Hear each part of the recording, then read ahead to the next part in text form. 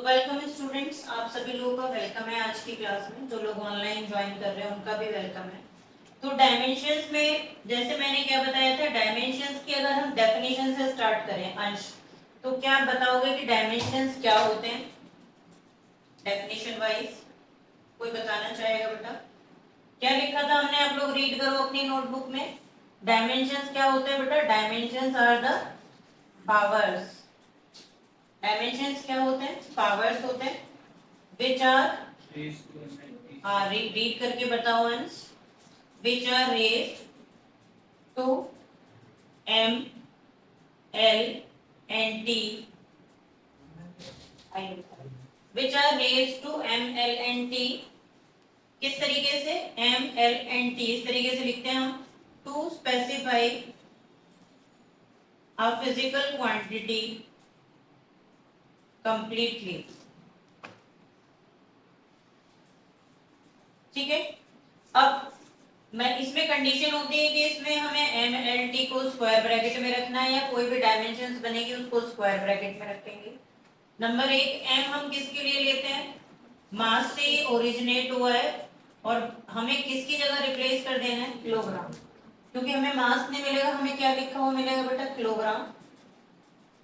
उधर लेंथ के लिए क्या लोगे? मीटर। और टाइम के लिए क्या लेते हैं हम लोग? सेकेंड। तो तुम्हें बस एस लिखा हुआ मिलेगा और कुछ नहीं मिलेगा। टी कहाँ से आया है? ये टाइम से। और एल कहाँ से आया है बेटा? लेंथ। तो ये बेसिक पिछली क्लास में भी हमने डिस्कस किया था। आज हम आगे फिर से टेबल बनाते हैं। तो आप एक पेज छोड़कर नीति आप भी स्टार्ट कर लेना। इसी तरीके से हम टेबुलर फॉर्म में ये इंफॉर्मेशन लिख रहे हैं। हम पहले फिजिकल क्वांटिटी, मैंने आपको बताया 11th क्लास में 37 फिजिकल क्वांटिटीज हैं जो हमें न्यूमेरिकल्स के लिए सफिशिएंट होती है, ज्यादातर वही यूज होंगी। और वैसे एनसीईआरटी के अंदर अगर आप देखोगे तो एनसीईआरटी के बैक में 94 डायमेंशंस दिए हुए हैं जो 11th प्लस 12th को इंक्लूड कर रहे हैं। तो हम लोग ये इंपॉर्टेंट वाली का चार्ट बनाएंगे ताकि हमें आगे याद रखने में उन्हें रटना ना पड़े। तो उसका तरीका क्या होता है? क्वांटिटी का फॉर्मूला याद रखो। फॉर्मूले से हम लोग यूनिट याद रख लेते हैं और यूनिट से फिर हम लोग क्या निकाल लेते हैं बेटा? डायमेंशन। यूनिट से हम लोग क्या निकाल लेते हैं? डायमेंशन। या फिर उसका मैंने आपको बताया कि better to write dimensional formula, आप डायरेक्ट डायमेंशन फॉर्मूला लिखते हैं। तो शुरुआत कर रहे हैं। पिछली क्लास में कितने क्वांटिटी हो गए थे हमारे? 7 8 हो गए थे। ठीक है, तो अब आगे स्टार्ट कर रहे हैं हम लोग 9 से। क्वांटिटी 9 आप लिखो, लीनियर मोमेंटम। अब आप साथ साथ लिख सकते हो क्योंकि पिछली क्लास में मैंने आपको सिखा दिया था लीनियर मोमेंटम। किसी को फॉर्मूला आता है तो बता दे बेटा। Mass into velocity. Mass into velocity से यूनिट क्या बनेगी बेटा? मास की यूनिट क्या होगी? किलोग्राम। वेलोसिटी की यूनिट क्या होगी? मीटर पर सेकेंड। और फॉर्मूला क्या बन जाएगा? m1 l1 t minus 1। तो ये फॉर्मूला मैं आप लोगों के लिए छोड़ूंगी, आप बनाना फिर बाकी क्वांटिटीज का मैं चेक करूंगी। और डायमेंशनल फॉर्मूला भी यही होता है जिसमें हम एम एल टी की फॉर्म में लिखते हैं m1 l1 t माइनस 1 और ये आप स्क्वायर ब्रैकेट में रखते हैं। तो बेटर है हम इसी फॉर्म को ही फॉलो करें, ये आपको काम आएगी। नंबर 10 हम इसमें लिख लेते हैं इम्पल्स। इम्पल्स लीनियर मोमेंटम का सिंबल जैसे p होता है तो इम्पल्स का सिंबल कहीं कहीं पर j लिया हुआ है। वैसे ज्यादातर इसको इम्पल्स ही लिखते हैं और इसका फॉर्मूला होता है फोर्स इनटू टाइम इंटरवल। अभी 11th में डिटेल में आएगा ये क्या होता है। फोर्स को याद रखना, न्यूटन में नहीं लिखना है। फोर्स को किस में लिखना है बेटा? एम केस में, किलोग्राम मीटर पर सेकेंड स्क्वायर। कहीं भी नहीं समझ आए तो बताना। ऐसा इसलिए बेटा न्यूटन साइंटिस्ट का नाम है। जब आप यूनिट लिखोगे तो बिल्कुल सही है, आप इसे न्यूटन सेकंड लिख सकते हो। लेकिन जब हम डायमेंशन लिखेंगे तो हमें न्यूटन की कोई यानी नेम की कोई डायमेंशन नहीं है। न्यूटन तो साइंटिस्ट का नेम है ना, तो नेम की कोई डायमेंशन नहीं है। या फिर तुम अपने दिमाग में ही रखोगे कि जो न्यूटन जहां भी आ जाएगा उसको तुम्हें किलोग्राम मीटर पर सेकेंड स्क्वायर से रिप्लेस करके फिर एम एल टी माइनस 2 करना ही पड़ेगा। तो इसलिए हम इसमें साइंटिस्ट के नेम नहीं लेते हैं। तो मुझे जरा एक बार देख के बताना है यहाँ पे, किलोग्राम मीटर पर सेकेंड स्क्वायर इनटू सेकेंड। अब ये क्या बनेगा, इसमें गलती, मीटर पर सेकंड, केजी मीटर पर सेकंड। हाँ केजी मीटर पर सेकंड। डायमेंशन तुम लोग खुद ही फॉर्मूला लिखते चलना। एक बार मैं तुम्हें दिखा दूं, यहाँ पे जरा देख कर बताओ क्या दोनों के डायमेंशन सेम आ रहे हैं। बता, ये क्वेश्चन आता है एमसीक्यूज में। किस किस का, देखो दोनों क्वांटिटी तो अलग है, मोमेंटम और इम्पल्स दो अलग क्वांटिटी है, दोनों के फॉर्मूले भी कैसे हैं, डिफरेंट। दोनों का यूनिट कैसा आ गया, सेम, और दोनों का डायमेंशन भी कैसा आएगा बेटा, सेम। तो ऐसे फिजिक्स में बहुत सारे क्वांटिटी हैं जिनके अलग अलग क्वांटिटी हैं, फॉर्मूले अलग अलग हैं, लेकिन डायमेंशंस क्या आएंगी, सेम आएंगी। इनको डिफरेंशिएट करके देखिए, किसको डिफरेंशिएट करना है, मोमेंटम और इम्पल्स। मोमेंटम और इम्पल्स दोनों बिल्कुल अलग क्वांटिटी, अलग इफेक्ट। डायमेंशंस देख के डिफरेंशिएट नहीं कर सकते, यूनिट देख के नहीं कर सकते, फॉर्मूला देख के कर सकते। और मोमेंटम क्या होता है, इम्पल्स से क्या, आगे जाके तुम पढ़ोगे कि जो इम्पल्स होता है वो चेंज इन मोमेंटम होता है। लॉज ऑफ मोशन जो चैप्टर आएगा उसके अंदर मैं आपको पढ़ाऊंगी, और आप उसमें हम ड्राइव भी करेंगे कि इम्पल्स किसके इक्वल होता है, चेंज इन मोमेंटम। यही रीजन है कि दोनों सेम आ रहे हैं। बट क्या है, अभी जितने भी फिजिक्स में पूरी 11th क्लास की क्वांटिटी हैं उन सबके नाम तुम इसी चैप्टर में सुन लोगे, सारी नई नई क्वांटिटी आने वाली हैं, लेकिन किसी का डिटेल नहीं कर सकते हम, क्योंकि डिटेल का मतलब तो पूरी फिजिक्स ही हो गई। जैसे सरफेस टेंशन आएगा, अब सरफेस टेंशन क्या होता है वो चैप्टर में ही पढ़ेंगे हम। विस्कोसिटी आएगी, चैप्टर में ही पढ़ेंगे, यहाँ बस लिख लेंगे। कुछ हल्का फुल्का टर्म होगा तो वो बता दूंगी मैं तुम्हें। अब नेक्स्ट, ये तो भी सिंपल वाले चल रहे हैं। नेक्स्ट आता है इसमें पहला इंपॉर्टेंट एक और आता है पावर। और पावर क्या होता है बेटा, एनर्जी अपॉन टाइम। और आप लोगों को तो पता ही है बेटा एनर्जी क्या होता है, किलोग्राम मीटर। अभी पिछली क्लास में एनर्जी निकलवाया था, मुझे चेक करो आप लोग, किलोग्राम मीटर स्क्वायर और सेकंड। यहाँ देख लो, यहाँ गलती हो जाती है स्टूडेंट से, तो ये जल्दी में क्या करता है स्टूडेंट्स, फिजिक्स तो सही कर लेता है, मैथ्स गलत करता है वो जल्दी में। इसको स्टूडेंट क्या कर देता है, -1 कर देगा, ऊपर जाके वो अगले स्टेप में ऐसे लिख देता है m2x-1। वो देखता है ऊपर -2 है नीचे 1 है, तो ज्यादा दिमाग नहीं लगाता और -1 कर देगा। क्या गलती हो गई, राइट, कितना आना चाहिए बेटा, -3। तो बस इन छोटी छोटी गलती से बचना है आपको, तो आप बिल्कुल सही कर लोगे। पावर के बाद हम इसमें नेक्स्ट करते हैं एंगल। एंगल का फॉर्मूला होता है आर्क अपॉन रेडियस, और इसके कोई, इसका जो यूनिट होता है वो रेडियन होता है, ऐसा यूनिट, लेकिन इसका कोई डायमेंशन नहीं होता, ये एक्सेप्शन है। m0 l, जिसका कोई डायमेंशन ना हो उसको हम m0 l0 t0 लिखते हैं, m0 l0 t0।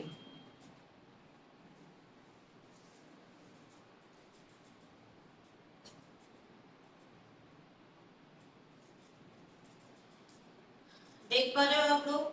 अब एमसीक्यूज का एक question, name a physical quantity which has unit but no dimension. Exception है ये फिजिक्स का, अकेला है, पूरे फिजिक्स में अकेली फिजिकल क्वांटिटी है।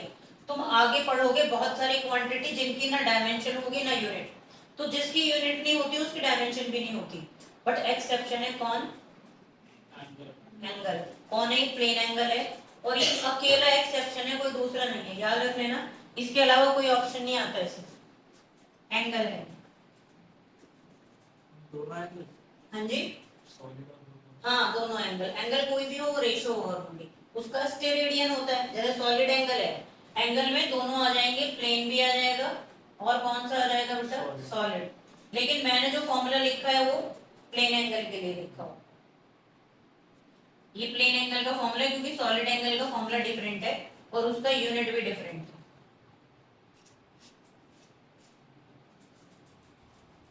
वेवलेंथ, रेडियस, मैं साथ में जानबूझ के लिख रही हूँ, इनसे इन वर्ड से कंफ्यूज मत होना, ये सब लेंथ होते हैं। ये सब क्या होते हैं बेटा, लेंथ। और लेंथ को किस में मेजर करते हैं आप, मीटर में। और मीटर का क्या होगा, लेंथ एल होगा, जिसको हम क्या लिख सकते हैं फॉर्मूले की टर्म में, m0 l1 t0।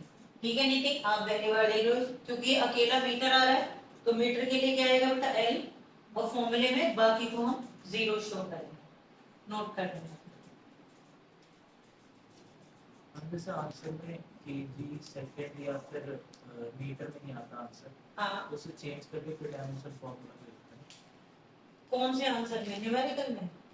न्यूमेरिक, जैसे अगर कोई आंसर केजी में या फिर सेंटीमीटर में आता है, हाँ, या फिर डायमेंशन आप डायरेक्ट लिख सकते हो। डायमेंशन डायरेक्ट लिख सकते हैं, हाँ, लेकिन क्वेश्चन में चेंज करना पड़ेगा। जैसे आप देख लो, लेंथ के 2 यूनिट पढ़े बेटा हमने। लेंथ का आप मीटर जो स्टैंडर्ड यूनिट है, और सेंटीमीटर भी होता है, किलोमीटर भी लेंथ का ही है। तो ये अलग अलग, किलोमीटर भी क्या होगा, लेंथ का होगा। तो वैसे तो अलग अलग यूनिट हो गए, लेकिन सबका डायमेंशन क्या है, इन तीनों का डायमेंशन क्या होगा, तीनों का डायमेंशन क्या होगा। और अगर हम चेंज करेंगे न्यूमेरिकल में, तो आपको पता ही है 1 मीटर 100 सेंटीमीटर के इक्वल होगा, और 1 किलोमीटर 1000 मीटर के इक्वल। तो ये आप लिख लो, मैं ऊपर वाले फिर हटा दूंगी, आगे क्वांटिटी हम नोट करेंगे। जो मैंने लिखा है इसमें रेडियस, और इसमें रेडियस ऑफ जायरेशन भी लिख लेना। रेडियस ऑफ जायरेशन तुम्हें न्यूमेरिकल में मिलेगा, 11th का टर्म है। जायरेशन या गायरेशन, इसको कुछ भी प्रोनाउंस कर सकते हैं आप, GYRATION। तो radius of gyration is again a length. तो हम बार बार नई टर्म नहीं बनाएंगे, वेवलेंथ ले लो या कुछ भी। इसमें एक और मैं ऐड कर रही हूँ, फ्रीक्वेंसी। 14 फ्रीक्वेंसी आप लोगों ने 9th में पढ़ा था, 11th में आएंगी ये चीजें, लेकिन ये तो सिंपल है। क्या आप लोगों को याद है बेटा, फ्रीक्वेंसी क्या होती है? राइट, फ्रीक्वेंसी क्या होती है, 1 अपॉन टाइम पीरियड। तो फ्रीक्वेंसी का इंडियन बुक्स में सिंबल एफ लिखा हुआ है, और लेकिन इसका ग्रीक अल्फाबेट न्यू सिंबल होता है। जैसे वी बनाते हैं ना, तो वी वी बना के आप उसका राइट लेग ऊपर खींच दो।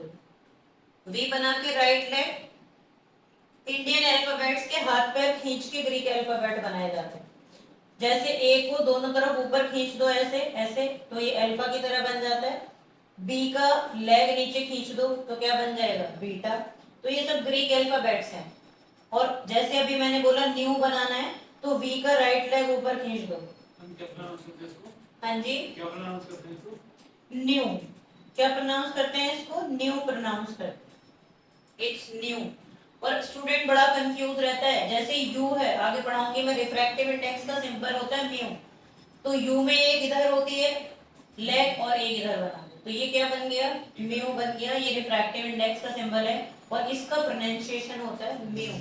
स्टूडेंट को नहीं पता होता, इसको म्यू बोल देते हैं, उसको न्यू, मतलब ये कंफ्यूजन सी रहती है। तो you make it clear here, ये म्यू है और ये न्यू। ये स्टैंडर्ड सिंबल है, इंडियन बुक्स में तुम्हें एफ मिलेगा, कहीं कहीं एन भी लिखा हुआ है फ्रीक्वेंसी का। तो फ्रीक्वेंसी 1 अपॉन टाइम यानी पर सेकंड हो गया, और इसका एसआई यूनिट पर सेकंड। तो डायमेंशन क्या आएगा बेटा, m0 l0 t-1। ऊपर से हटा दूं मैं, ये सब सिंपल थे, ये हटा दो। स्टूडेंट्स, कितने स्टूडेंट्स ने नोट कर लिया, रेज योर हैंड जो ऊपर का पूरा लिख लिया। तो हम आगे कुछ नई क्वांटिटीज के साथ स्टार्ट कर रहे हैं। नई क्वांटिटीज में आप लोगों को मैं इंट्रोड्यूस करा रही हूँ यूनिवर्सल ग्रेविटेशनल कांस्टेंट। काफी इंपॉर्टेंट है, जानते हो आप पहले से ही। लिखते हैं, इसकी क्वांटिटी नंबर आएगा 15, और नाम लिख लो यूनिवर्सल ग्रेविटेशनल कांस्टेंट, जो कि न्यूटन ने इंट्रोड्यूस किया था। इसका कैपिटल जी सिंबल होता है स्टूडेंट्स। अब देखो, ऐसे आता है तो तुम्हें सीखना है। डायमेंशन तो हम इधर लिख लेंगे, लेकिन रटनी नहीं है, वो आनी चाहिए आपको निकालनी। तो न्यूटन ने क्या फॉर्मूला बताया था, एक बार सीख लो। क्या था बेटा न्यूटन का formula, Gm1m2 upon r square. ये फॉर्मूला याद आ रहा है, न्यूटन का लॉ ऑफ अट्रैक्शन। तो G इज इक्वल टू क्या आएगा, F r square upon m1m2। ठीक है, हम डायरेक्ट भी कर सकते हैं, बट तुम्हारे लिए बता रही हूँ। फोर्स है ये, r कौन है बेटा, डिस्टेंस का स्क्वायर, और नीचे ये दोनों क्या है, ऑब्जेक्ट्स के मास। तो इतनी बात आपको पता होनी चाहिए। अब फिर इनका यूनिट लिखना सीखो। फोर्स का क्या होता है, केजी मीटर। इस तरीके से करने से आपको पिछले यूनिट अपने आप याद हो जाएंगे, फोर्स का याद नहीं करना पड़ेगा। फिर फोर्स का डायमेंशन भी लिख सकते हो, पर हम यूनिट से ही शुरुआत कर रहे हैं। किलोग्राम मीटर पर सेकंड स्क्वायर। डिस्टेंस का क्या लिखूं, मीटर स्क्वायर। इसका क्या लिखूं, केजी। इसका क्या, केजी। इधर देखो ना भैया, क्या क्या कट हो रहा है बेटा, केजी से केजी गया, और ये दोनों देखो, ये 1 है पावर और ये क्या है 2 है, तो क्या हो जाएगा मीटर क्यूब। तो केजी ऊपर जाएगा, अंश क्या हो गया बेटा केजी माइनस 1, बोलो metre cube S minus 2। Complete कर दो सभी लोग। तो कितना आ जाएगा यहाँ पर ये m minus 1 L3 T minus 2। ये आप लोगों के पास, अब आप लिख लोगे ऐसी में नई क्वांटिटीज और कुछ ऐड कर रही हूँ। अब 11th के तुम्हारे टर्म शुरू हो गए हैं ये जो यूज होंगे। ऐसे ही एक साइंटिस्ट के नाम पर है प्लैंक्स कांस्टेंट, काफी इंपॉर्टेंट है। इसका सिंबल H होता है, सिंबल याद रखना जो स्टैंडर्ड सिंबल है। H हम लोग हाइट के लिए ले लेते हैं, लेकिन जब तक वो ना बोले, क्योंकि H प्लैंक्स कांस्टेंट भी होता है। अब ये इसका फॉर्मूला क्या होता है थोड़ा सा समझ लो, एक बार इधर ध्यान दो। 11th में केमिस्ट्री में तुम लोग ये पढ़ोगे, प्लैंक्स क्वांटम थ्योरी पढ़ाई जाएगी आपको, हो सकता है थोड़ा बहुत सुना भी हो आपने। जो सन से आने वाली एनर्जी है बेटा, सन से आने वाली एनर्जी पर वो किसकी फॉर्म में आती है, फोटॉन्स की फॉर्म में। मैं बहुत ब्रीफ में बता रही हूँ, डिटेल केमिस्ट्री में आएगा और फिजिक्स में 12th में आता है। तो सन से जो रेडिएशन हम तक पहुंच रही है वो किसकी फॉर्म में आ रही है, फोटॉन्स की फॉर्म में, एनर्जी पैकेट्स की फॉर्म में। और उसमें ये बताया गया कि जो एक फोटोन की एनर्जी होती है प्रोपोर्शनल होती है फ्रीक्वेंसी के। ये लॉ है इनका, प्लैंक का। जो रेडिएशन है उसकी फ्रीक्वेंसी के डायरेक्टली प्रोपोर्शनल। प्रोपोर्शनलिटी साइन हटाकर वो अपना एक कांस्टेंट ले आए h के नाम से, और एक फॉर्मूला बन गया E is equal to H nu, ये फॉर्मूला। तो इससे हम ये वैल्यू निकालेंगे प्लैंक्स कांस्टेंट की, तो क्या बन जाएगा एनर्जी अपॉन फ्रीक्वेंसी। साइड वाली चीजें भी लिखते चलना, मैं इसीलिए लिख रहा हूँ ताकि तुम्हें रटना ना पड़े। Energy upon frequency. अब एनर्जी का तुमने अभी देखा, जूल नहीं लिखेंगे, क्या लिखेंगे, हाँ बोलकर बताओ बेटा, याद हो जाएगा, किलोग्राम मीटर स्क्वायर पर सेकंड। और फ्रीक्वेंसी का क्या पढ़ा हमने, s माइनस 1। तो क्या बनेगा अभी ये, हम नीचे प्लस 1 और ऊपर माइनस 1। दोबारा सोचो। S तो नीचे प्लस 1 होना चाहिए ना, ऊपर जाके माइनस 1 होगा। प्लस 1 क्यों होगा, फ्रीक्वेंसी की क्या होती है यूनिट, 1/p। हाँ तो क्या यूनिट आ रही है फ्रीक्वेंसी की, नोटबुक में देखो। अभी मैंने फ्रीक्वेंसी की यूनिट क्या लिखी है, बोलो फ्रीक्वेंसी की यूनिट क्या लिखी है आप लोग देखो, 1/t। फाइनली वो तो फॉर्मूला है, यूनिट क्या आ रही है फ्रीक्वेंसी पर सेकंड। ऐसे लिख सकती हूँ, पर सेकंड ऐसे लिख सकते हैं। ये सही लिखा है मैंने या कुछ गड़बड़ है यहाँ पे, पर सेकंड ऐसे कैसे हाँ। अब आपका क्वेश्चन है कि पर सेकंड ऐसे कैसे लिख सकते हैं, तो देखो बेटा ये पर सेकंड है, ऐसे तो लिख सकती हूँ। नीमा आपने ऐसे वहां पे लिखा है, उसी को बता रही हूँ, पहले मुझे बताओ पर सेकंड ऐसे लिख सकती हूँ। पर का मतलब क्या होता है 1/s, और 1/s में s की पावर क्या होगी बेटा 1, और जब ये ऊपर जाएगा तो ये इसको पर सेकंड ही पढ़ते हैं। तो मैंने यहाँ पर फ्रीक्वेंसी का ये लिख दिया पर सेकंड। हर्षवर्धन क्लियर हो रहा है, अंश ये छोटे छोटे डाउट क्लियर करने हैं, क्योंकि ताकि इनसे आगे गलती ना हो। और अब ऊपर जाके बताओ क्या हो जाएगा, ये -1 है, ऊपर जाके क्या होगा, तो किलोग्राम मीटर स्क्वायर पर सेकंड। ऊपर जाके, क्योंकि मैंने डायरेक्ट कर दिया, लो देख लो -2 + 1 होगा नहीं विधि, और -2 + 1 क्या हो जाएगा बेटा, -2 + 1 क्या होगा, तो क्या डायरेक्ट लिख सकते हैं, राइट। अब इसका डायमेंशन बताओ, आपने वहां पे लिखा है कहां पर बेटा, ये एनर्जी इनटू फ्रीक्वेंसी। ये एनर्जी प्रोपोर्शनल का साइन होता है, प्रोपोर्शनलिटी। नहीं कोई बात नहीं, मैं आगे आ जाओ आप, अभी तो बहुत जगह है आगे। ये प्रोपोर्शनलिटी का साइन है बेटा, और ये चीजें मैं इसलिए बता रही हूँ ताकि आपको ये सब रटना ना पड़े, कुछ आइडिया आपके दिमाग में हो। बोलो नव्या, फोटॉन्स, फोटॉन्स एनर्जी पैकेट्स होते हैं। जैसे सन से रेडिएशन आ रही है, तो हमें जो रेडिएशन है वो दिखती नहीं है, फील होती है बस, है ना। और जो रेडिएशन है जैसे हीट की फॉर्म में, लाइट की फॉर्म में, अभी ये लाइट अगर हम आर्टिफिशियल ना जलाएं तो बाहर नेचुरल लाइट है काफी, तो जो सन से आने वाली एनर्जी है वो एनर्जी रेडिएशंस की, उसको रेडिएशन बोला गया, साथ में उससे एनर्जी पैकेट्स आते हैं। अब ये बड़ी थ्योरी है प्लैंक्स क्वांटम थ्योरी, और इसमें दो चीजें यूज होती हैं, आगे तुम पढ़ोगे कि इसमें ये भी पढ़ाया जाएगा कि रेडिएशन के दो नेचर होते हैं, एक पार्टिकल एक वेव। जो हम फील कर रहे हैं वो वेव है, लेकिन एक्चुअल में वो पार्टिकल है। बिल्कुल ऐसे समझ लो जैसे मैं ये पॉइंट पॉइंट पॉइंट बनाते जाऊं तो आप इन्हें पार्टिकल बांध सकती हो, ये पार्टिकल है। और लेकिन अगर मैं एक लाइन खींच दूं, इनको मैं ज्वाइन करके एक लाइन बना दूं, तो पार्टिकल गायब होगा। मैं पूछूं इसके ये ऑब्वियस है कि इसके अंदर बहुत सारे पार्टिकल होंगे, बट कितने होंगे वो इनफाइनाइट। तो हम पार्टिकल को छोड़ देंगे और क्या बोलेंगे कि एक लाइन है। तो ऐसे जो सन से आने वाला रेडिएशन है उसकी हमने क्वांटा क्वांटा यानी जो पैकेट सारे एनर्जी के उनको छोड़ दिया और सिंपली उसे एक रेडिएशन इमेजिन कर दिया। और है भी रेडिएशन, इस पे बहुत बड़ी थ्योरी है, आइंस्टाइन के नोबेल प्राइज मिला था, बट आएगा 12th में ये। आपको अगर इसको नहीं भी लिखना है तो चलेगा, इट्स नॉट कंपल्सरी, याद रखना। चलो आगे नेक्स्ट क्वांटिटी की तरफ। ये तो फाइनली तो क्वेश्चन में हमें ये हेल्प करेंगे बस। आगे हम लोग बात करते हैं मोमेंट ऑफ इनर्शिया। नया टर्म है तुम लोगों के लिए, रोटेशनल मोशन में आएगा, अभी सिर्फ लिखते जाओ बस। मोमेंट ऑफ इनर्शिया का सिंबल आई होता है, इसका फॉर्मूला होता है mass into perpendicular distance, right, from axis of rotation. लेकिन तुम्हें इतना याद रखने की जरूरत नहीं है, तुम सिर्फ डिस्टेंस का स्क्वायर याद रख लेना।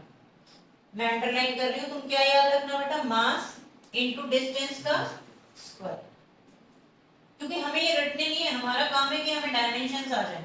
तो मास का क्या होगा किलोग्राम और डिस्टेंस का क्या होगा मीटर स्क्वायर। डायमेंशन क्या बनी, M L two T G. लिख लो अभी, कोई भी किसी के माइंड में क्वेरी आ रही है तो पूछ लो। ये नंबर 17 है, इसको 17 नंबर डालो। नेक्स्ट हम लोग कर रहे हैं, ये भी हो गया कर लो, लिख लो आप पहले, उसके बाद में स्टार्ट करूंगी, बाकी लोग तब तक रिवाइज कर लें। क्योंकि जब भी हम क्वेश्चन सब शुरू करेंगे तो डायमेंशंस आपको ही बतानी है, वो भी बिना देखे। मोमेंट ऑफ इनर्शिया जो डिस्टेंस का स्क्वायर कैसे होगा? मोमेंट ऑफ इनर्शिया में डिस्टेंस का स्क्वायर फॉर्मूले से आया है, और चैप्टर आएगा रोटेशनल मोशन, उसमें पढ़ेंगे।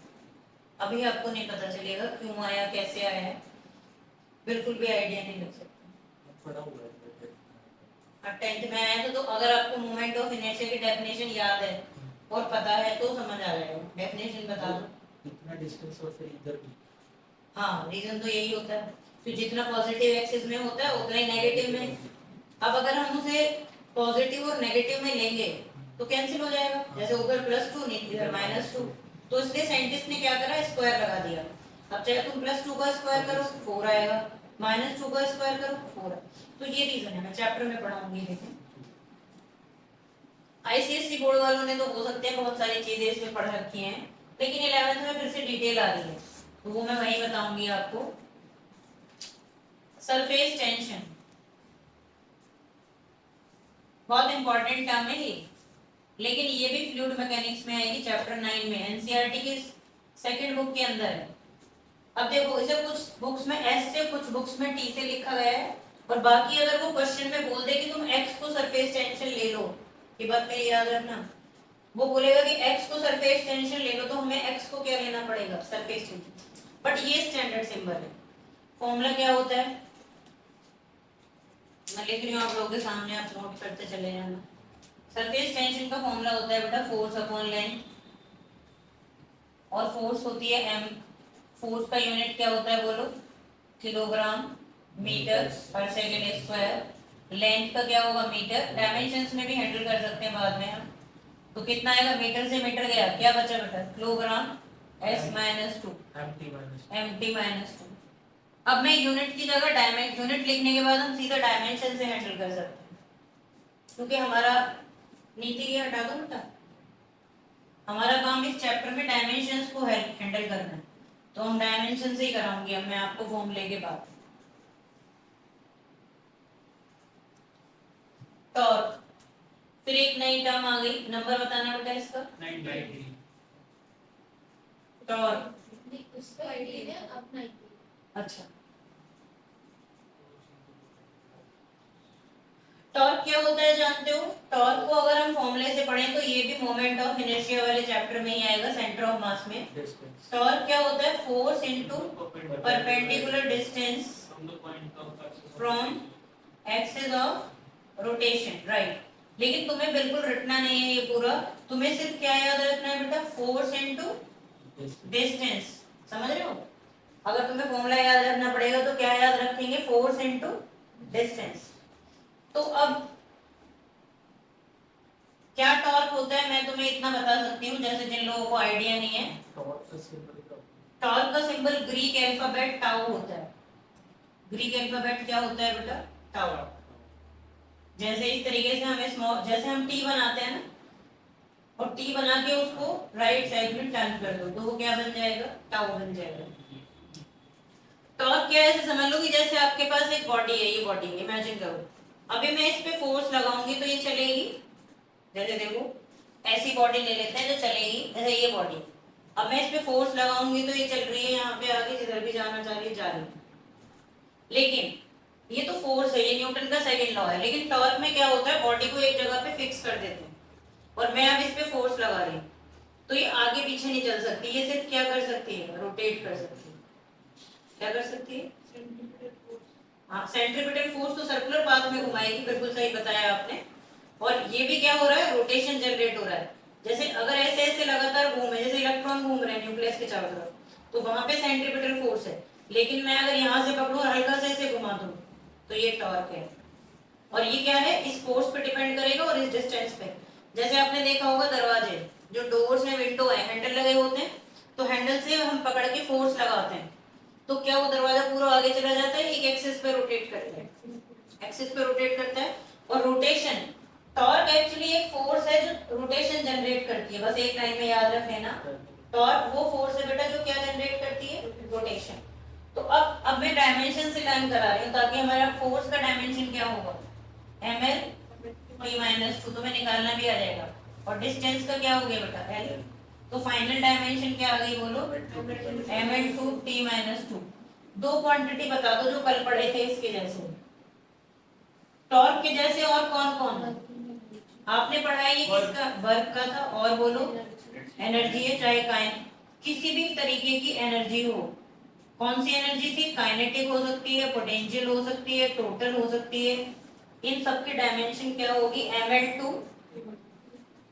बाद में तो तुम फिर शॉर्ट लिस्ट कर लेना, पेयर बना लेना जिनके एक जैसे हैं, बार बार रटना नहीं पड़ेगा।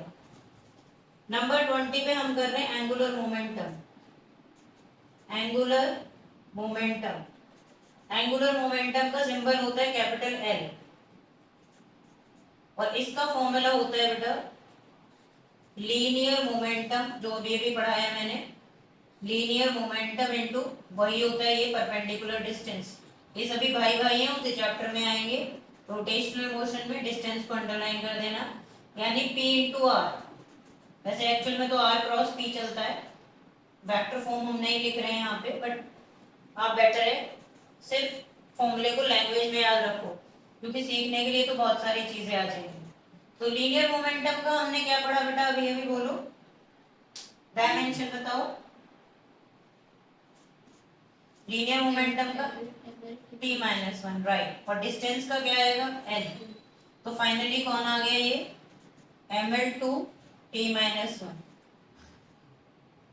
क्या बता सकते हो, अभी अभी पढ़ाया मैंने, ये कौन है, एक और था अभी जो पढ़ा था हमने, ये ml2 t माइनस 1। हाँ गुड, अभी अभी आज ही मैंने पढ़ाया है, ये सेम है बेटा, किसके सेम है, प्लैंक्स कांस्टेंट। नंबर 21 पे तुम्हें मिलेगा रेट ऑफ फ्लो, एक वर्ड न्यूमेरिकल्स में। Rate of flow capital V से ही रिप्रेजेंट होता है, लेकिन इसका मतलब होता है वॉल्यूम पर सेकंड, वॉल्यूम पर सेकंड।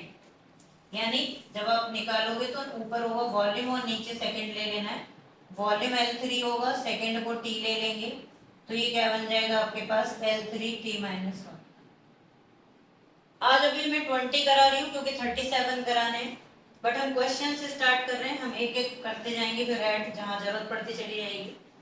यूनिट याद करनी जरूरी नहीं है, सिर्फ फॉर्मूला याद करो और फिर खेलना डायमेंशन से। हमें क्वेश्चन सारे किससे होने, डायमेंशन से।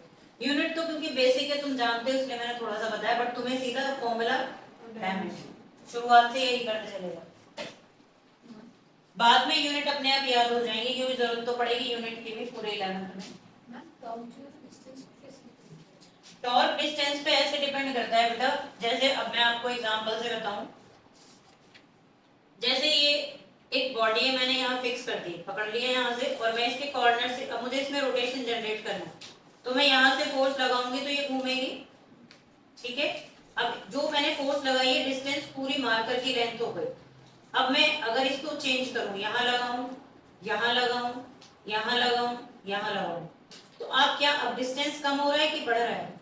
कम हो रहा है। आपको क्या लगता है रोटेशन इक्वल रहेगा यहाँ से, और सेम फोर्स लगाने से रोटेशन पे फर्क पड़ेगा? मैं सेम फोर्स लगाऊं यहाँ, यहाँ पर, और सेम फोर्स लगाऊं यहाँ पर, तो इक्वली घूमेगी बॉडी या फर्क पड़ेगा इस चीज से? आज वो दरवाजे पे दिखाती हूँ, तुम जल्दी आओ, तुम्हें समझ आएगा। जितना, यही रिलेशन समझ आ रहा है? जहां फोर्स लगा रही हो, अगर आप उसके, जहां से बॉडी कनेक्टेड है या फिक्स्ड है, उसके पास फोर्स लगाओगी तो आपको घुमाने में ज्यादा जान लगानी पड़ेगी। मतलब टॉर्क में दो चीजें हो गई, अगर डिस्टेंस कम होगी तो कम, अगर डिस्टेंस कम है तो फोर्स ज्यादा लगानी पड़ेगी घुमाने के लिए। रिलेशन इनवर्स हो गया। आप टॉर्क जनरेट करना चाह रही हो, यानी क्या करना चाह रही हो, बॉडी को घुमाना चाह रही हो, तो अगर आपको कम जान लगानी है तो आपको डिस्टेंस क्या करनी पड़ेगी, ज्यादा, और अगर आपने डिस्टेंस कम कर दी तो फोर्स ज्यादा लगानी पड़ेगी। बिल्कुल स्क्रू ड्राइवर में भी यही होता है। जैसे आप देखोगे ना, जो स्क्रू ड्राइवर होते हैं इनमें इतने, इतना बड़ा ये आर्म दिया जाता है, इसको यहीं से, यहाँ से तो टाइट करते हैं हम स्क्रू को, बाकी पूरे हैंडल का क्या रोल है बेटा? कोई रोल नहीं है। अगर हम यहाँ से पकड़ के घुमाएं, अभी कभी करके देखना, तो कितनी जान लगाना, और यहाँ से क्या आप इजीली पकड़ लेते हो। तो जितना लेंथ ज्यादा होगा, टॉर्क का यही काम है, जितना लेंथ ज्यादा होगा उतना फोर्स कम लगेगी। और ये रीजन है कि दरवाजे में हैंडल कहाँ लगते हैं, किनारे पे। क्लियर हो गया आपको?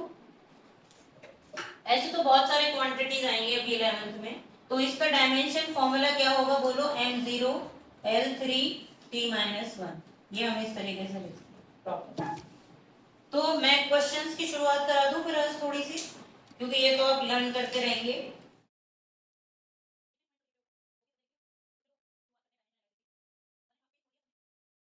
तो मैंने पिछली क्लास में आप लोगों को 10 डायमेंशंस लिखवाए थे, 10 ही लिखवाए थे ना? 8 थे। अगर मैं आपको बोलूं कि 30 सेकेंड्स हैं आपके पास रिवाइज करने के लिए, और मैं उनमें से कोई भी 5 डायमेंशन आपको लिखने के लिए दे रही हूँ, तो 30 सेकेंड में रिवाइज करो। आप आज वाले कर लेना, 2 लिखना बस आज वाले, क्योंकि बड़े हैं। तुम आज वाले में से स्टार्टिंग के, हाँ पहले वाले, ठीक, चलो शुरुआत करते।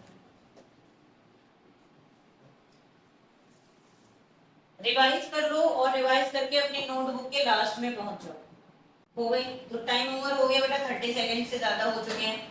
तो हम लोग, मैं आपको 5 डायमेंशन लिखने के लिए दे रही हूँ, क्वांटिटी में लिख रही हूँ। आपको क्या करना है, उसका फॉर्मूला लिख के मुझे बताना है, और उसका डायमेंशन रटना नहीं है, प्रॉपर कैलकुलेट जैसे करते हैं उसको रिलेट करते हुए आप करेंगे। तो पहली क्वांटिटी मैं बिना बोले लिख रही हूँ, आप लोग लिखते जाएं। किसी से भी मैं बाद में पूछूंगी, आपके पास 4-5 मिनट, 4 मिनट है इनको लिखने के लिए।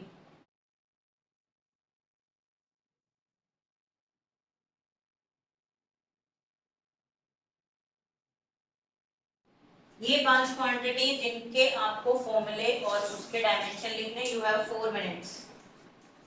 अगर आपने डायमेंशंस लिखी हैं तो better to write dimensional formula, क्योंकि क्वेश्चन का जब आंसर करेंगे तो बीच में हम डायमेंशन यूज कर सकते हैं, बट जो फाइनल आंसर देना होता है वो डायमेंशन फॉर्मूला के टर्म में देना, फाइनल आंसर।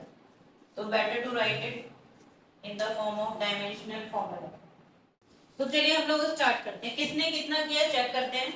एक्सीलरेशन कितने स्टूडेंट्स ने किया, रेज योर हैंड। एक्सीलरेशन, तो आप विधि बताओ क्या फॉर्मूला लिखा है एक्सीलरेशन का? राइट, आपके पास फॉर्मूला होता है change in velocity upon time, ठीक है। तो अब इसको हम लिख लेंगे, आपने सही लिखा है मुझे पता है, बट पहले मैं फिर भी वेलोसिटी के लिए इसमें कर रही हूँ। तो नव्या, वेलोसिटी का फॉर्मूला क्या होता है? Displacement upon time. अब इसकी डायमेंशन निकालो, क्या ये नव्या? वन डायमेंशन है ये m0 l1। ये माइनस t-1। कितने स्टूडेंट्स ने ये लिखा है? आपने देखा अंश बेटा, जो फॉर्मूला याद नहीं था तो जिसकी वजह से आपकी डायमेंशन क्या हो गई, गलत हो गई। वेलोसिटी की डायमेंशन क्या आएगी, lt-1। क्या डायमेंशन आएगी नीति वेलोसिटी की, lt-1। ये तो फॉर्मूला हो गया, लेकिन बोलने में ज्यादा इजी तो lt-1 ही रहेगा ना, तो इसलिए मैंने सिखाया है कि आप क्वेश्चन में यूज कर सकते हो, फाइनल आंसर इसमें दो। अब इधर देखो हर्षवर्धन, आप बताओ एक्सीलरेशन का क्या है बेटा? एक्सीलरेशन का चेंज इन वेलोसिटी होता है। हाँ, अब डायमेंशन बताओ कैसे निकालूं? हम पहले फार्मूला लिख दें। लिख दिया। ms -1 upon t। Right, ms -2 हो जाएगा। ठीक है, मीटर पर सेकंड स्क्वायर हो गया। हां, डायमेंशन फार्मूला देखना है। हाँ, m0 right. l1 t tense. ये कितने स्टूडेंट्स का करेक्ट है बेटा? बाकी लोग करेक्शन कर लेना। डेंसिटी तुषार आप बताएंगे बेटा क्या है? Mass upon volume. नीति आप बता दो बेटा फाइनल क्या? m। Very good. और फॉर्मूला कैसे लिखोगे बेटा? l-3 t 0। यही करेंगे ना। वर्क कितने स्टूडेंट्स ने लिखा है, आप बताओ वर्क?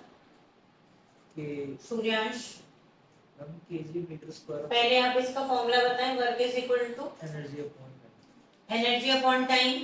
ये इन्होंने सही लिखा है बेटा, ये एनर्जी अपॉन टाइम लगाना। वर्क का क्या फॉर्मूला होगा? पावर या पावर इनटू टाइम, और या फिर आप क्या कर सकते हो, वर्क और एनर्जी सेम है, और या फिर मैंने बताया था वर्क का फॉर्मूला क्या होता है, फोर्स इनटू, क्योंकि एनर्जी अपॉन टाइम तो किसका फॉर्मूला होता है, पावर का। तो फोर्स का क्या आ जाएगा बताओ? फाइनल आपने क्या लिखा? मैंने हाँ जी, मैम डायमेंशन फार्मूला बताना। हाँ डायमेंशन फॉर्मूला बता दो। मैंने ml² t - 2 ml square t-2। क्या ये करेक्ट है स्टूडेंट्स? लास्ट में आ गया फोर्स। आप बताओ नीति, फोर्स का फॉर्मूला लिखा है या नहीं किया? आप बताओ अंश, फोर्स करेक्ट है। आगे बता दो डायमेंशन क्या आ रही है सीधा? ये भी करेक्ट है। तो चलते हैं क्वेश्चंस की तरफ, हम मूव कर लेते हैं। कितने स्टूडेंट्स के ऑल करेक्ट थे? पांचों किसके करेक्ट है? कितने स्टूडेंट्स? Right, 4 correct. 4 कितनों के हैं? 3। ठीक है, कोई बात नहीं, अपने करेक्शंस आप कर लो जिसकी इसमें गलती आई है। अब मैं न्यूमेरिकल्स की तरफ मूव कर रही हूँ, डायमेंशंस वाली टेबल में। नीचे आपने चेंजेस कर लिए बेटा, जो चेंजेस करने कर लो। अंश आपने गलती देख ली, चेंजेस कर लिए, चेंजेस कर लो, और हेडिंग डाल दो एप्लीकेशंस ऑफ डायमेंशन एनालिसिस। हम न्यूमेरिकल्स नहीं डालते। वो उसी के अंडर है, न्यूमेरिकल डाल दिया, उसके नीचे लिखो न्यूमेरिकल एक्चुअली एप्लीकेशंस ही हैं। पहला जो एप्लीकेशंस है पहले उनको पढ़ेंगे, उसके बाद हम क्वेश्चन से स्टार्ट करेंगे। अभी इस पे जितना क्वेश्चन बनता है वो हम डिस्कस करेंगे। Applications of dimension analysis. Dimension analysis के 4 एप्लीकेशंस होते हैं, और उन चारों पर ही हम लोग क्वेश्चन डिस्कस करेंगे। पहले हम लोग ये समझ लेते हैं बेटा क्या क्या एप्लीकेशंस होते हैं। तो 4 एप्लीकेशंस में पहले उनको लिस्ट बना लेते हैं, इसी पर क्वेश्चन भी आते हैं। नंबर 1 आप लोग लिस्ट में लिखेंगे, checking the accuracy, checking accuracy oblique correctness of formula. Number 2, to find the dimension of a constant, to find the dimension of a constant in given equation। इसको बुक्स में इस तरीके से भी लिखा हुआ है, like quantities are added or subtracted। क्या मतलब है इस बात का मैं अभी समझाऊंगी आपको, बट मैंने समझने के लिए इसका सिंपल फॉर्म बनाया हुआ है, to find the dimension of a constant in a given equation. Number 3, derivation of formula जो कि सबसे ज्यादा इंपॉर्टेंट है, ये आपका पीछा नहीं छोड़ेगा। 10-12 कॉम्पिटिटिव एग्जाम्स में भी सबसे ज्यादा इसी से बनेगा और आपके एग्जाम में भी सबसे ज्यादा इसी से क्वेश्चन आता ही रहेगा। जब भी ये चैप्टर आएगा तो इसी का क्वेश्चन आता है। और फोर्थ है conversion of system of units, conversion of system of units from one system to other, एक से दूसरे सिस्टम में चेंज करेंगे। तो चारों अलग अलग हैं, बोलो बेटा। स्कूल में 3 करवाई हैं, तो इसमें से नाम बताओ कौन सा वाला स्कूल ने लिखवाया। कन्वर्जन ऑफ यूनिट वाला है, check whether equal to correct और एस्टैब्लिश रिलेशनशिप। हाँ तो ये वाला उन्होंने छोड़ा हुआ, मतलब उन्होंने नाम नहीं लिखाया बट इट्स अ टाइप। ठीक है, कोई बात नहीं है, इसके क्वेश्चन जब करोगे तो पता चल जाएगा। ये काफी इंपॉर्टेंट है। तो मेन 3 एनसीईआरटी में भी तुम्हें 3 ही मिलेंगी, ये मैंने अपनी तरफ से बनाया हुआ है क्योंकि इस कैटेगरी पे क्वेश्चन आते हैं, तो it's a kind of application. अब हम सीखते हैं इनको। आपने चारों के नंबर डाल दिए बेटा, लिख लिए सब एज इट इज। अब इनको सीखते हैं। इनको सीखने के लिए एक ही कंसेप्ट काम करता है और सब में वही लगेगा। तो सबसे पहले हम वही पढ़ेंगे, principle of homogeneity. Principle of homogeneity एक ही ट्रिक है, सब क्वेश्चन इसी से हो जाएंगे। ये क्या होती है? मैं इसको इसके बाद लिखना है। ये चारों के नंबर डाल दिए, अब ये हेडिंग डाल, क्योंकि जब तक हम ये नहीं समझेंगे तो ये क्वेश्चंस हम नहीं कर पाएंगे। इसमें हर जगह मतलब ये यूज होता है, और ये जो सेकंड वाला है ये सब इसी का खास एक्सप्लेनेशन। प्रिंसिपल ऑफ होमोजेनिटी क्या होता है ये पहले इसको समझना जरूरी है। प्रिंसिपल ऑफ होमोजेनिटी को डायरेक्ट समझने से अच्छा है कि एग्जांपल से समझो, आप बहुत अच्छे समझ पाओगे। कुछ क्वेश्चंस मैं आपसे पूछ रही हूँ, आप मुझे आंसर करना। 2x + 3x 5x 7x + = 11x। 4x अगर मैं कर दूं 7y = 11y, तो क्वेश्चन मार्क की जगह पर आप क्या लिखेंगे? 4y।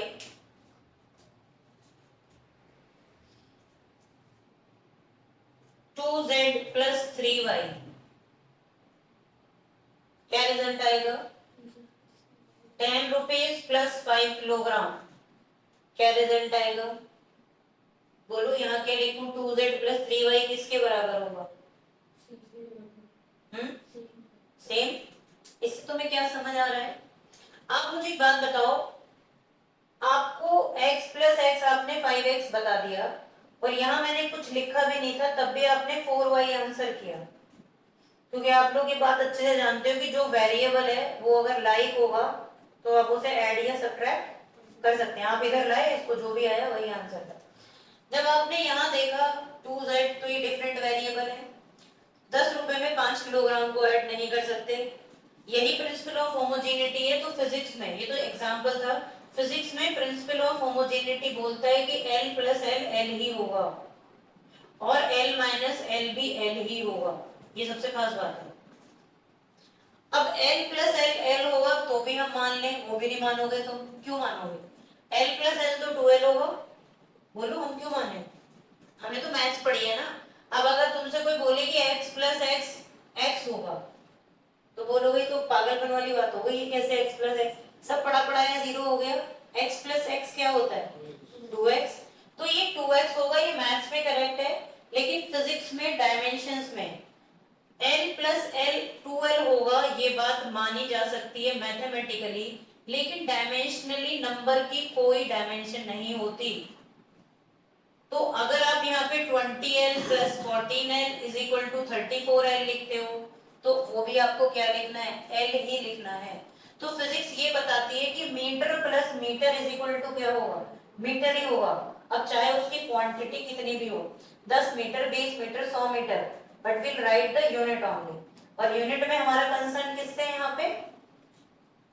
डायमेंशन से। तो प्रिंसिपल ऑफ होमोजेनिटी ये कहता है कि L + L किसके इक्वल होता है? यानी मीटर में मीटर को प्लस करेंगे तो रिजल्ट क्या आएगा? मीटर। और दूसरी खास बात वो ये भी बता रहे हैं कि मीटर में सिर्फ मीटर को ही प्लस कर सकते हो, बाकी किसी को प्लस, जैसे तुमने यहाँ नहीं किया 10 रुपए में अगर मैं 5 किलोग्राम ऐड करूं तो आप बता सकते हो क्या रिजल्ट आएगा।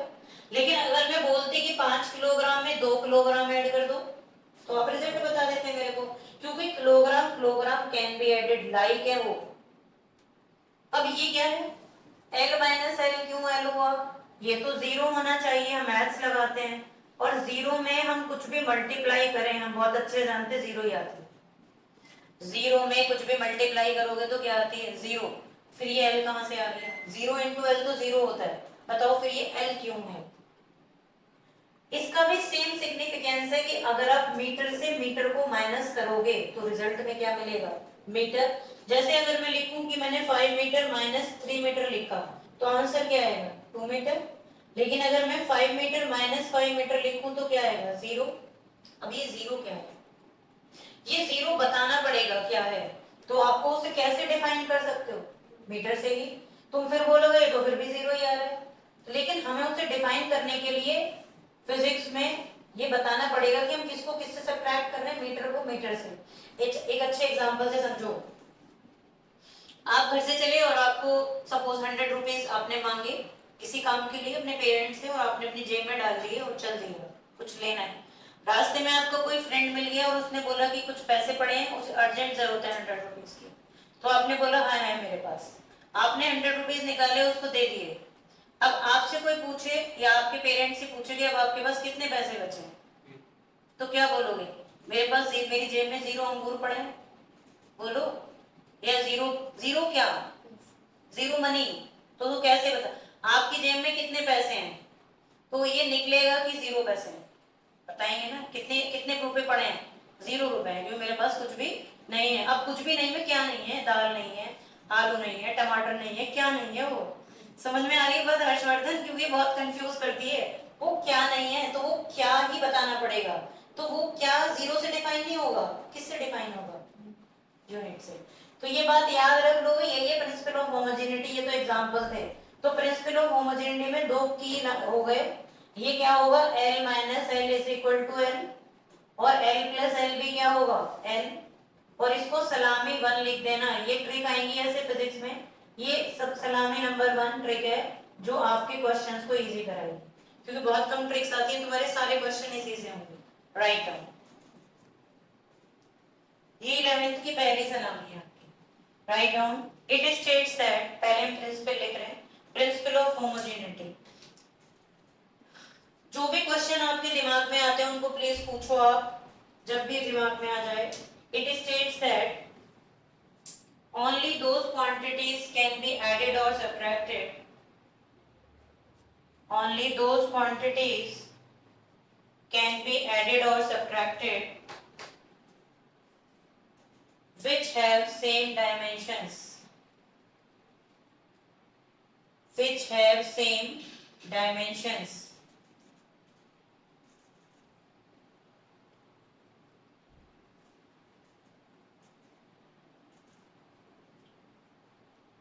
इसी से ये बना है कि लाइक क्वांटिटीज आर एडेड और सब्ट्रैक्टेड। उल्टा समझो, उल्टा भी इसका स्टेटमेंट है, उल्टा इससे समझो। जो पहले यहाँ देखो सारे स्टूडेंट, ये क्वेश्चंस में आएगी क्योंकि चीज ये तो हमें पता चल गया कि x को x से ऐड किया तो वो हम ऐड कर सकते हैं, और x को z और y को ऐड नहीं कर सकते। दूसरा बोलेगा कि जो पहले से ऐड हो रहे हैं, अब ये तो हमें पता ही नहीं है क्या है, जो पहले से ऐड हो रहे हैं उनके भी डायमेंशन कैसे होंगे, सेम। तो क्वेश्चन मार्क की जगह जो 4 आएगा उसके साथ आने वाला वेरिएबल कौन होगा, y होगा। ये कौन डिसाइड कर रहे हैं, प्रिंसिपल ऑफ होमोजेनिटी। तो और करके लिखो, दूसरा मेथड इसका और करके लिखेंगे,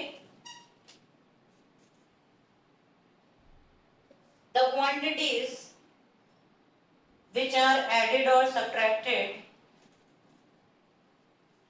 the quantities which are added or subtracted